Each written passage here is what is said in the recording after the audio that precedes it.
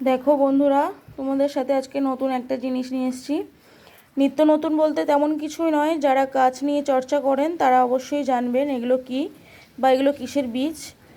যথারীতি পদ্মর বীজ এগুলো। যখন পদ্ম গাছের পদ্ম ফুলগুলো শুকিয়ে ওর মাঝখান থেকে দেখবে একটা শক্ত একটা সবুজ রঙের ফুলের মতন থাকে, তার ভেতরে এটা কাঁচা অবস্থায় আমরা দেখে থাকি সবুজভাবে। বাট ওটাকে শুকানোর পর, দিনের পর দিন ওটা শুকানোর পর এই বীজগুলো তৈরি হয়। তো এখানে দেখুন, এখানে 3টে বীজ নিয়ে আমাদের এর থেকে চারা বার করার জন্য 3 দিন আগে এই মুখগুলোকে ঘষে জলের মধ্যে ভিজিয়ে রাখা হয়েছিল।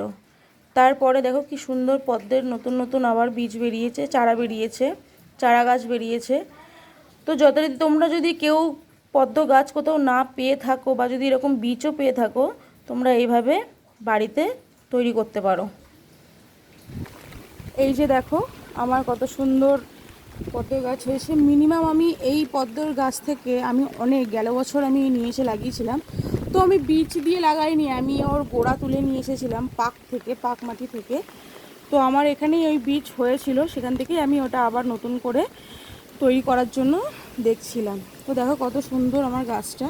এখান থেকে মিনিমাম আমি প্রচুর ফুল পেয়েছি। অবশ্য অনেকে হয়তো দেখেও থেকেছো আমার ইউটিউব চ্যানেলে। দেখো কত সুন্দর পাতাগুলো, কত সুন্দর বড় বড় হয়। আর এটা আমি একটা ডোবার মধ্যে করেছিলাম।